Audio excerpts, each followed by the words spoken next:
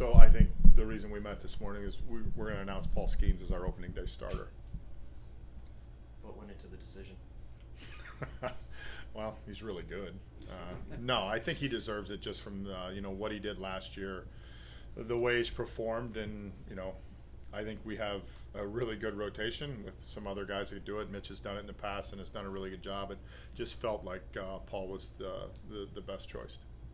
What was his reaction to the news? Yeah, probably the way that you would assume. He was like, "Okay, great, thanks. Here we go."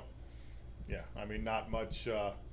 Very typical of Paul. Just very businesslike. Like, all right, let's move on. Let's go. And what's that kind of say about him that he just handles all of these accolades the same way? I think he's really consistent. I think that's the greatest thing. I mean, we had the conversation, and then after I told him, the conversation completely turned to a different conversation, because it's just like, all right, it's business as usual, and we're going to move on, and we're going to go. And I think he really appreciates it and understands the gravity of it, but also it's like, all right, let's go.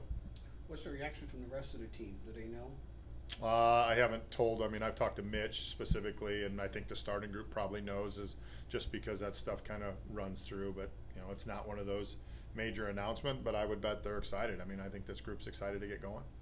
With the top of the rotation decided, have you figured out just kind of if you might alternate righties, lefties, or how the rest of the rotation plays? Yeah, I don't think we've decided that yet. As we get probably in the last 5 to 6 days, we'll have a better idea of where we're at. I mean, it's going to be nice to get Bailey back on the mound early in the week, and then kind of go from there. But we really haven't decided the order yet. It was just over a year ago whenever you sat him down and said, hey, you're not making the opening day team. Now he's the opening day starter. Do you ever have to pinch yourself or whatever, be like, hey, this is all happening real fast? Yeah, and I'm sure you'll see it at some point. But there was actually the message to it, because as I was telling Paul, the breakout game was on, and Bubba had just gotten done pitching, and Barker was pitching at the time, and I think the comment I made was like, do you realize a year ago you were pitching in that game, just how quickly that has happened?